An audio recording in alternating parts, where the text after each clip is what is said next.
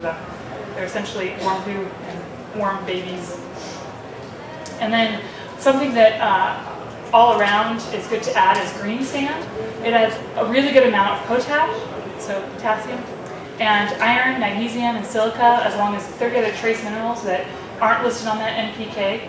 So that's something to think about, those magical minerals that you don't really know if your soil has. If you send off for a soil test, they'll only tell you so much. So that's something to think about a lot. It also helps loosen those heavy clay soils, which I have found a lot on this side of Texas, of Austin. You want to think about like blackstrap molasses. That's essentially food for all those yummy little microbes in there that are going to help your roots and your soil and your plants be happy and start like increasing that organic matter. So blackstrap molasses is something that is a good thing to use, as well as blood meal, bone meal, and cottonseed meal. Now those are more of your typical, like if you run a really big organic operation, you're probably using some of those. I know that the blood meal is a little iffy because depending on where the blood meal is coming from, sometimes it can't be used in organic certification. The downfall to cottonseed meal and blood meal is if you're starting, you're going to start your seeds in the ground. That's high nitrogen, and it really can lower your germination rate of your seeds. So if you want to add nitrogen into your soil, wait until after, if you're going to start right there in the ground your seeds, wait until a little while afterwards, and then add in that blood meal and add in that cottonseed meal, add in those nitrogens afterwards. So sad. So the other thing you need to do is you need to think about your paths and how you're going to keep the weeds out of your garden and what you're going to put in the paths. When you go to places like Boggy Creek, they don't really have anything in their paths. They've done a pretty good job of, they put leaves in their paths and they step on it and it kind of slowly becomes compost. When they weed or when they harvest or thin, they throw it in the paths and they step on it and it mixes in with those leaves and it becomes compost, and the next season they just come along and scoop it up and put it in their beds. So they have like kind of little homemade compost paths.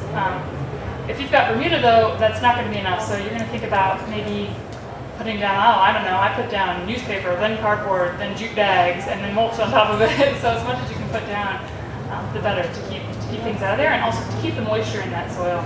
I wouldn't recommend using really heavy, really big wood chips, because as I was informed after I did it the first time, it actually takes nitrogen to break down those wood chips, and so that's nitrogen that's not going to be going to your plants. It's going to be going towards breaking down your path. It's kind of a waste of energy. So that's just some things to think about when you're planting it. And then, of course, you can talk about how you're going to start your seeds.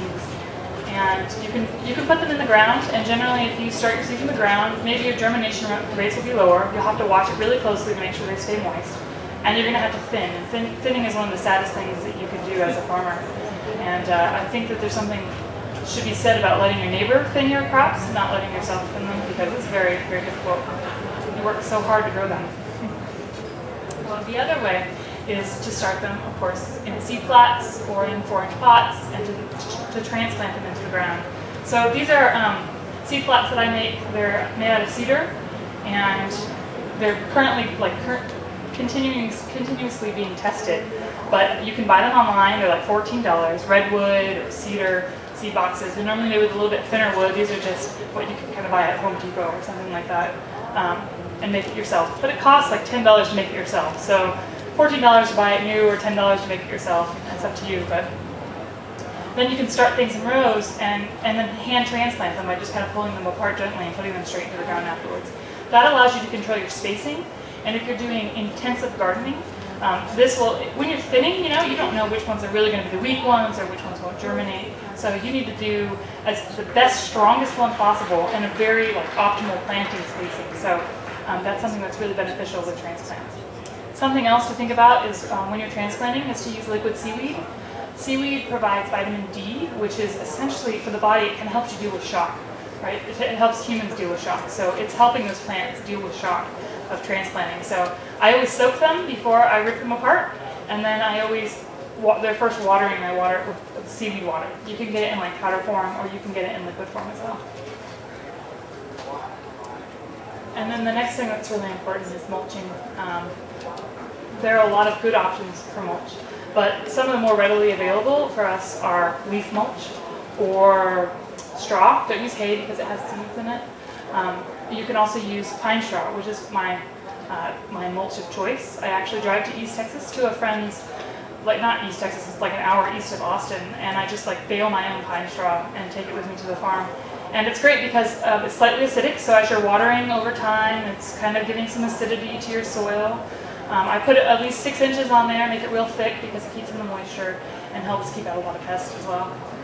So that's very recommended. It also stops the soil from getting that hard cake on it, so it's a lot easier for the roots to breathe and to continuously soak in any nutrients you're adding. And then you want to think about watering as well. How are you going to water your garden? Right now we're on restrictions that you can pretty much only hand water your garden. I think we're on restriction level 2, which means that you have 1 day. If you had a drip system and you put it in the spring, there's only 1 day a week that you can use it. And when we were at 102 for 20 days or 60 days or however, when we were really hot, that kind of stinks to only be able to use your drip system once a day. So it's something to plan for. All of my gardens that I've currently been working on are all hand watered just because of the restrictions. And it's just a waste of money to put in a drip system if you're not sure if you're going to be able to use it or not. So that's something to think about as well. This was a garden that I did. The earlier picture was before I kind of dug it up and made the mounded beds. And you can get drip tape that's like a circle, and it's got little emitters in it. And that one does good circles and kind of fun designs. But if you're going to do straight rows, I really recommend this stuff called T-tape. And it's a little bit cheaper, and it's it just emits really nicely, and it lays flat on the ground. You can do straight rows, and it's much easier to do row agriculture with it. So that's something to think about. And then I want to talk about chickens because they're becoming extremely popular in urban agriculture. I just read something about LA yesterday that said that they had to put new restrictions on roosters because they had so many calls, people complaining in the city about their neighbors' roosters crowing. So there's now a restriction that you can only have 1, which is still pretty annoying. But so I had somewhere around 35 chickens at one point, and I live in an urban area. I'm not going to say where. And I had a backyard that was relatively small, and so I started my own chicken endeavor. And it was really easy. Like when I started chickens, I didn't know anything about chickens, and I actually forgot that they were arriving the day that they arrived. And I was like, oh man, I have chickens, what do I do now? But you don't really need anything. You need something for them to drink water out of, maybe a cardboard box. You need a feed tray and a light for the beginning so you can monitor how warm they are. You also need a really awesome book, like Living with Chickens. This was a gift after I got the chickens, and I was like, what do I do? And I was like, oh, here's a book for you. Living with Chickens, great. But really, I've learned a lot about chickens, and I only have 18 chickens now, so I figured that one out. And a lot of them had to go away because half of them always end up being roosters, even if they say they're all female. They lie. And you cannot really have more than 1 rooster in the city because you'll get complaints or you'll go crazy. So either way, chickens are really easy to start. My whole endeavor, my chicken endeavor, cost me $200. I bought 26 chickens in the beginning, and I had like a feeder, a water feeder, and you just put like a little jar on the top of it, so it's really cheap, like $1.50. And then a a food feeder. A water and a feeder is what I had. And a lamp, with a bulb, which is something that you can have around your home. And then I built a coop out of reclaimed wood and a chicken run. And all of that cost me $200, including the feed for the first couple months. So it's a pretty good deal to start your own chickens. That's my starting chicken coop. I have one a lot bigger now, but that's made out of an old fence. And my father actually made it a long time ago, and when I said I'm starting chickens, he said, take this chicken coop. I don't want it anymore. So that's my chicken coop. But yeah, so that's essentially the startup cost of having chickens in your backyard. Not much you need to know. City regulations say that you can have 10 chickens, and that's pretty much it. They're real easy. They don't start laying for 6 to 8 months, so when you get them, you have 6 to 8 months to figure out what the hell you're doing. Oops. Those are my chickens now. They're nice and big. So, okay, so that's pretty much it as far as me sitting here and talking to you. I can't say enough how important it is to know how to eat everything that you grow and try to grow really weird things. Try to grow things that you didn't think you liked, especially beets, because I really like beets and you should try to grow them.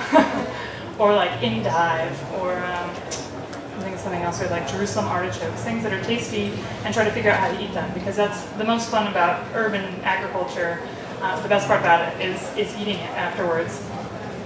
And that picture on the right is Boggy Creek's farm stand. So, pretty healthy farm stand.